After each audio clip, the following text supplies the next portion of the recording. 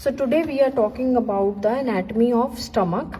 It has got two ends, the upper end and the lower end. Upper end is also known as the cardiac end and the lower end is also known as the pyloric end. Then it has got two curvatures, the lesser curvature and the greater curvature. Then it has got the two surfaces, anterior superior surface and the posterior inferior surface.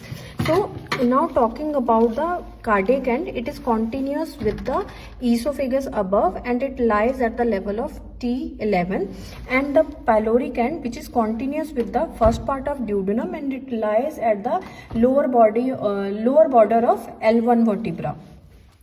So now this body is basically divided into different parts. So if I draw a straight line from cardiac end towards the greater curvature, then the area which is lying above would be the fundus, which is usually filled with the air and it is approximately 50 ml, and below that is body, and then we have the pyloric part. So how to divide pyloric part and the body?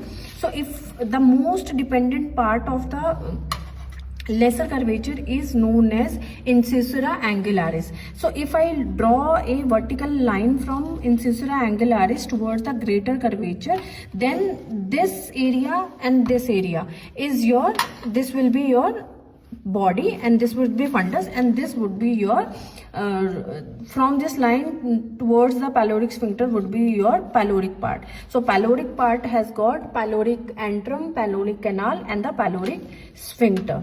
So now when you know all the parts of the stomach, now you should know how to hold this stomach in the anatomical position. So it is basically antrum, epigastric and the umbilical region. So we have to hold the and keeping the position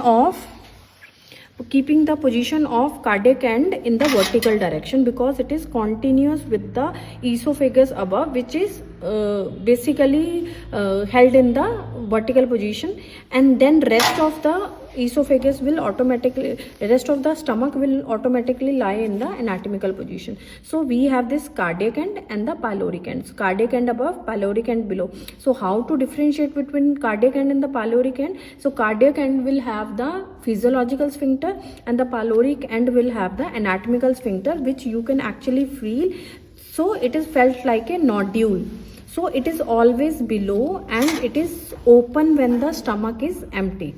So this is how you should hold the stomach in the anatomical position.